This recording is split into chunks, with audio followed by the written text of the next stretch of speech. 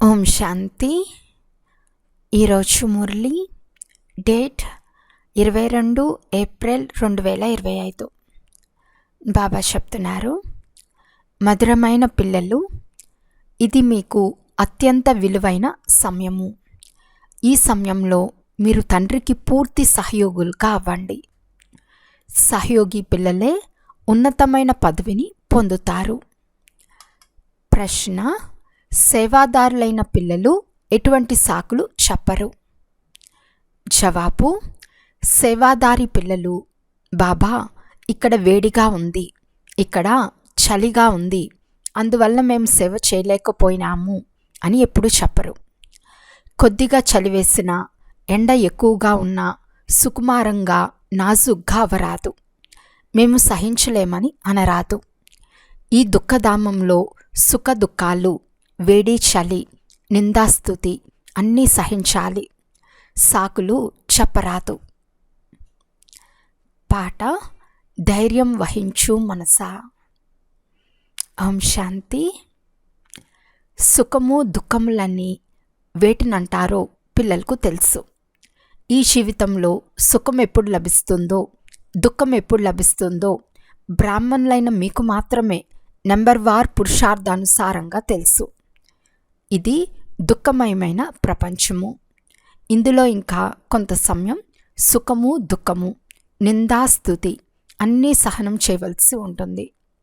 ఇవన్నీ దాటుకోవాలి. ఎవరికైనా కొంచెం వేడిగా అనిపిస్తే మాకు చల్లదనం కావాలని అంటారు. ఇప్పుడు ఎండలో చలిలో కూడా పిల్లలు సర్వీస్ చేయాలి కదా. ఈ సమయంలో కొద్దో గొప్ప దుఃఖం కలిగినా అదేమీ కొత్త విషయం కాదు. ఈ ప్రపంచమే దుఃఖధామము. ఇప్పుడు పిల్లలైన మీరు సుఖధామంలోకి వెళ్ళేందుకు పూర్తిగా పురుషార్థం చేయాలి. ఇది మీకు అత్యంత విలువైన సమయము. ఇందులో సాకులు చెప్పరాదు. బాబా సేవాదారి పిల్లలకు చెప్తున్నారు, సర్వీస్ చేయటం తెలియని వారు దేనికి పనికిరారు. కేవలం భారతదేశంలోనే కాదు, పూర్తి విశ్వంనే సుఖధామంగా చేసేందుకు తండ్రి వచ్చారు. కనుక బ్రాహ్మణ పిల్లలే తండ్రికి సహాయకారులు కావాలి. తండ్రి వచ్చి ఉన్నారు అంటే వారి మతానుసారం నడవాలి కదా. భారతదేశం ఏదైతే స్వర్గంగా ఉండేదో అది ఇప్పుడు నరకంగా ఉంది. దాన్ని మళ్ళీ స్వర్గంగా చేయాలి.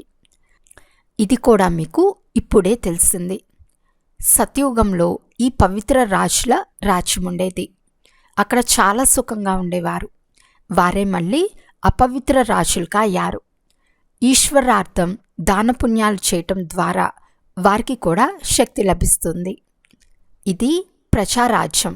కానీ వీరెవ్వరూ భారతదేశానికి సేవ చేయలేరు. భారతదేశానికి లేక ప్రపంచమంతటికి ఒక అనంతమైన తండ్రి మాత్రమే సేవ చేయగలరు. ఇప్పుడు తండ్రి పిల్లలకు చెప్తున్నారు, మధురమైన పిల్లలు, ఇప్పుడు నాకు సహయోగులుగా అవ్వండి. ఎంత ప్రేమగా అర్థం చేయిస్తారో దేహీ అభిమాని పిల్లలే అర్థం చేసుకోగలరు. దేహాభిమానులు ఏ సహయోగం చేయగలరు? ఎందుకంటే వారు మాయ సంఖ్యలలో చిక్కుకుని ఉన్నారు. ఇప్పుడు తండ్రి ఆదేశిస్తున్నారు, అందరినీ మాయ బంధనాల నుండి, గురువుల బంధనాల నుండి విడిపించండి.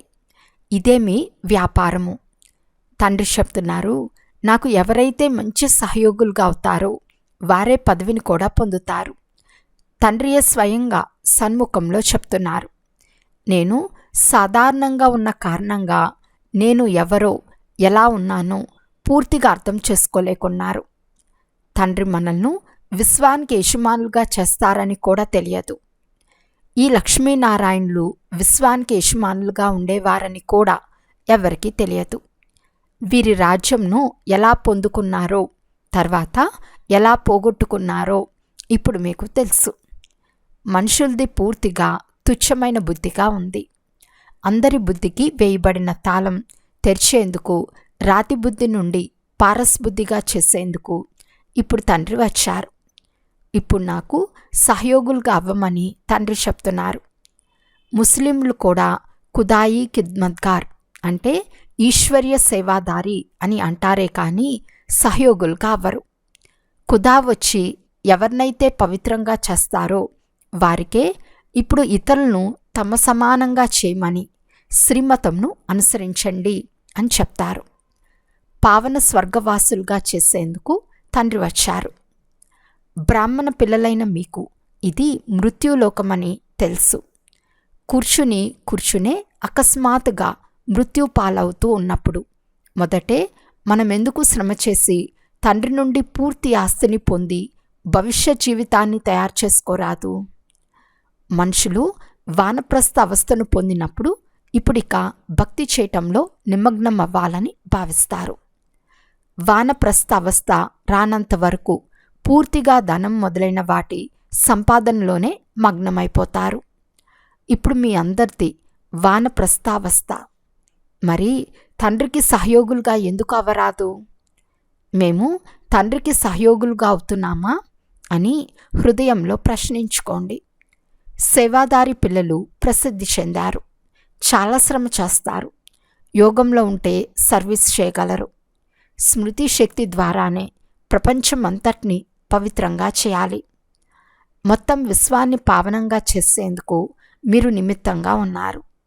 మీ కొరకు పవిత్ర ప్రపంచం కూడా కావాలి. కనుక పతిత ప్రపంచ వినాశనం తప్పకుండా జరగాల్సిందే. ఇప్పుడు అందరికీ దేహాభిమానాన్ని వదిలేయమని చెప్తూ ఉండండి. ఒక్క తండ్రిని మాత్రమే స్మృతి చేయండి. వారే పతిత పావనులు. అందరూ వారినే స్మృతి చేస్తారు.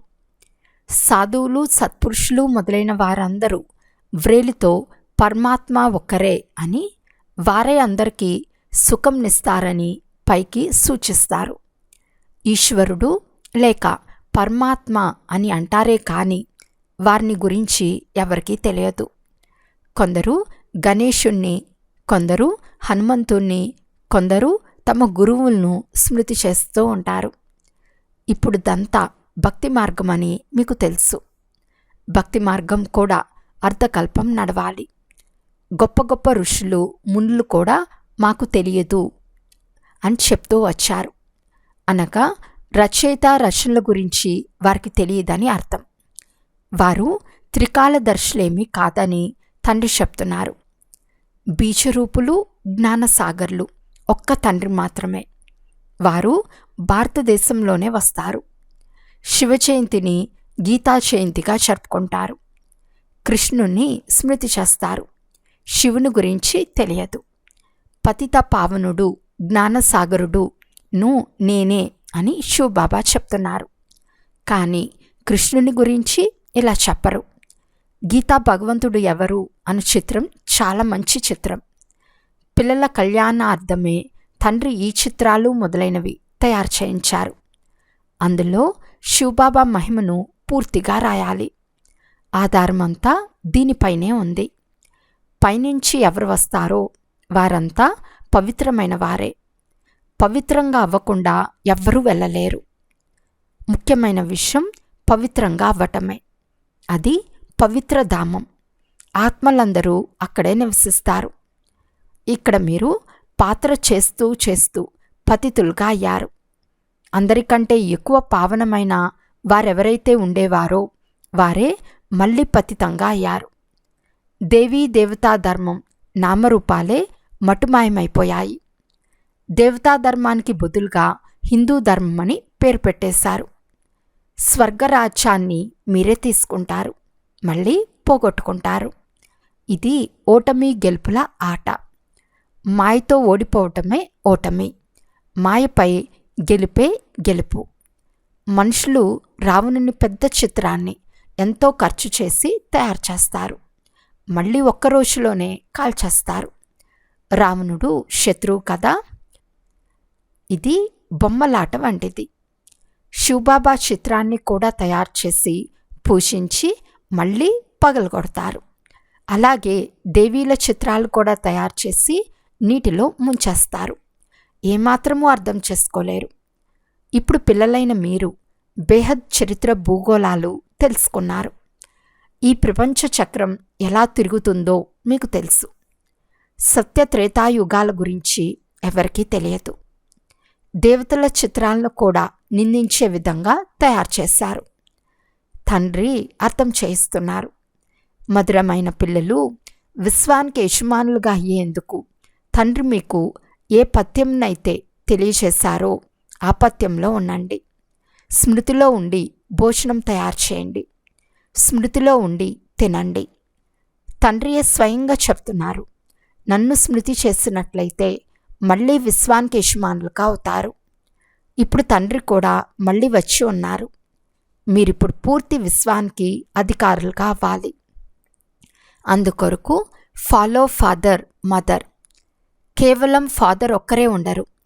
సన్యాసులు మనమందరము తండ్రులమే అని చెప్తారు. ఆత్మయే పరమాత్మ అని అంటారు. కానీ అది తప్పు. ఇక్కడ తల్లి తండ్రి ఇద్దరూ పురుషార్థం చేస్తున్నారు. తల్లి తండ్రులను అనుసరించండి అను పదం కూడా ఇక్కడిదే. ఎవరైతే విశ్వాధికారులుగా పవిత్రులుగా ఉండేవారో వారిప్పుడు అపవిత్రంగా ఉన్నారు. మళ్ళీ పవిత్రంగా అవుతున్నారు. మనం కూడా శ్రీమతంను అనుసరించి ఈ పదవిని పొందుకుంటాము. వారు ఇతని ద్వారా ఆదేశంను ఇస్తున్నారు. దాన్ని అనుసరించాలి. ఫాలో చేయకుండా కేవలం బాబా బాబా అంటూ నోరు మధురంగా చేసుకుంటారు. ఫాలో చేయువారిని సుపుత్రులు అని అంటారు కదా. మమ్మా బాబాలను అనుసరించటం వలన మనం రాజ్యంలోకి వెళ్తాము. ఇది అర్థం చేసుకోవాల్సిన విషయం. తండ్రి చెప్తున్నారు, కేవలం నన్ను స్మృతి చేసినట్లయితే మీ వికర్మలు వినాశనమవుతాయి. ఇతరులకు ఇంత మాత్రం తెలిపిస్తే చాలు.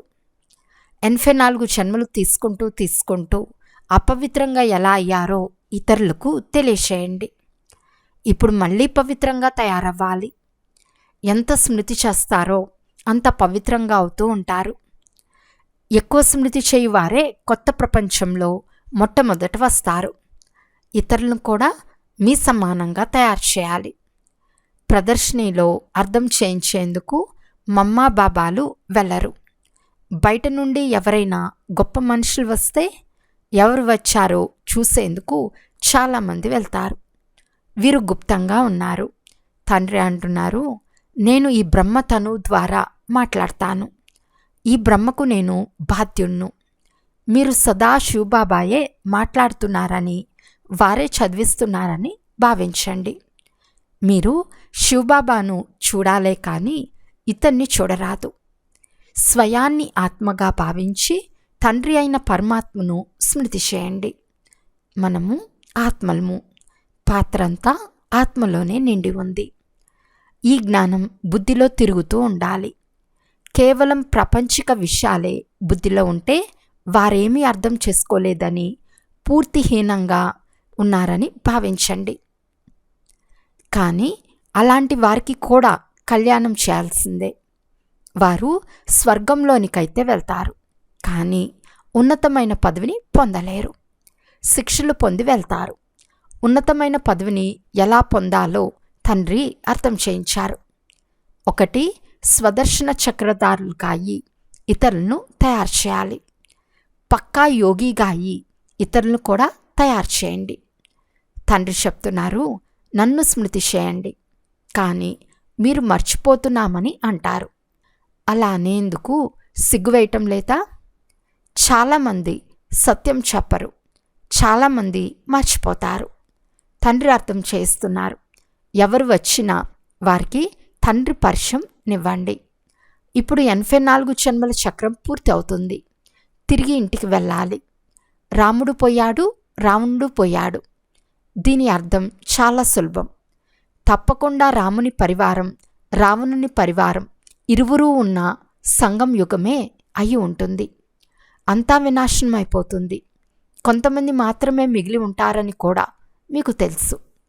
మీకు రాజ్యం ఎలా లభిస్తుందో అది కూడా ఇంకా కొంతకాలం గడిస్తే మీకు అర్థమవుతుంది. ముందే అన్నీ చెప్పరు కదా. అలా చెప్తే అది డ్రామా ఎలా అవుతుంది? మీరు సాక్షిగా ఉండి చూస్తూ ఉండాలి. సాక్షాత్కారాలు అవుతూ ఉంటాయి.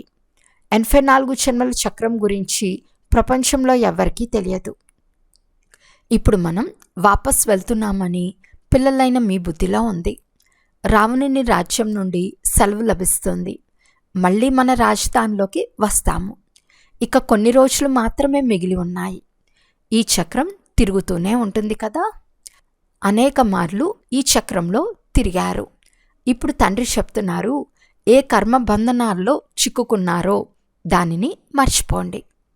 గృహస్థ వ్యవహారంలో ఉంటూ మర్చిపోతూ వెళ్ళండి. ఇప్పుడు నాటకం పూర్తి అవుతుంది. మన ఇంటికి వెళ్ళాలి. ఈ మహాభారత యుద్ధం తర్వాతనే స్వర్గద్వారాలు తెరుచుకుంటాయి. అందుకే తండ్రి అంటున్నారు, గేట్వే టు హెవెన్ అనే పేరు చాలా బాగుంది.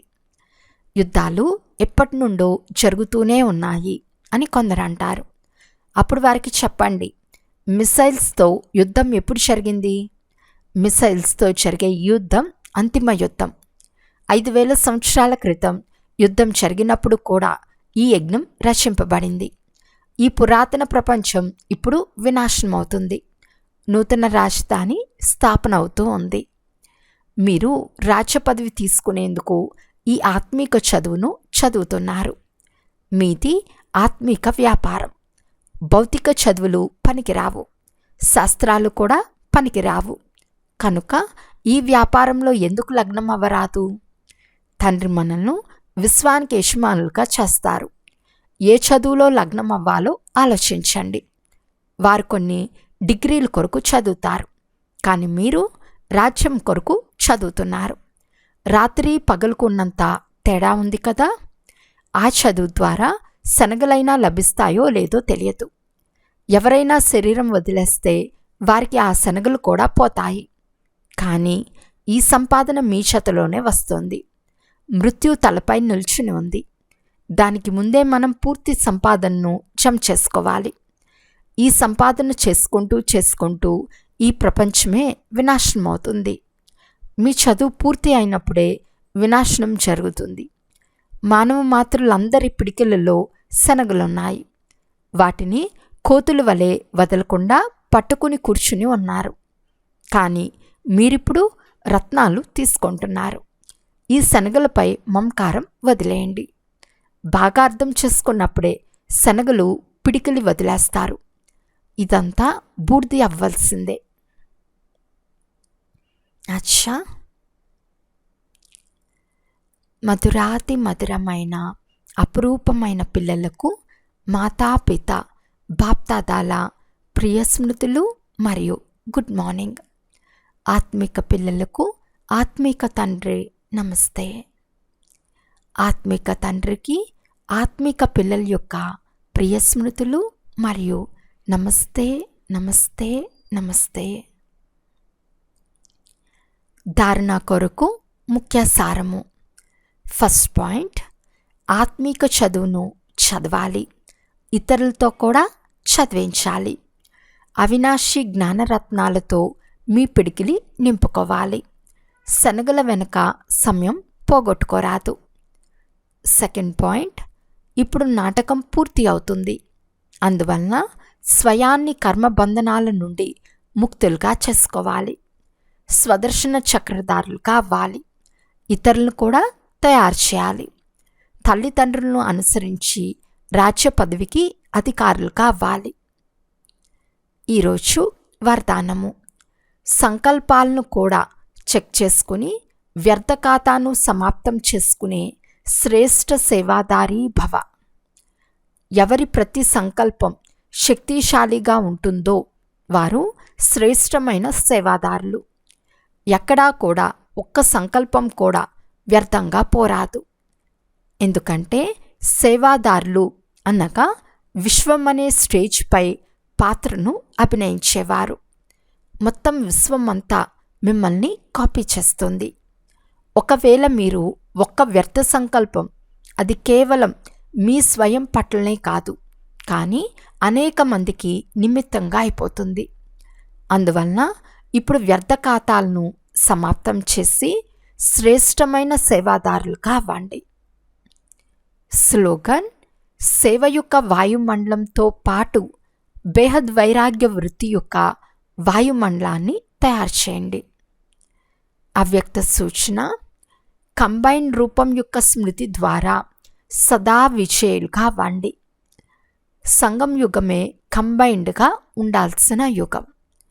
తండ్రి నుండి ఒంటరిగా ఉండలేరు, సదా తోడుగానే ఉంటారు. సదా తండ్రి తోడుగా ఉండటం అనగా సదా తృప్తిగా ఉండటం. తండ్రి మరియు మీరు సదా కంబైన్డ్గా ఉంటే కంబైన్డ్ యొక్క శక్తి చాలా గొప్పది. ఒక కార్యానికి బదులు 1000 కార్యాలు చేయగలరు. ఎందుకంటే 1000 భుజాలు గల తండ్రి మీ తోడుగా ఉన్నారు. నచ్చా. ఓం శాంతి.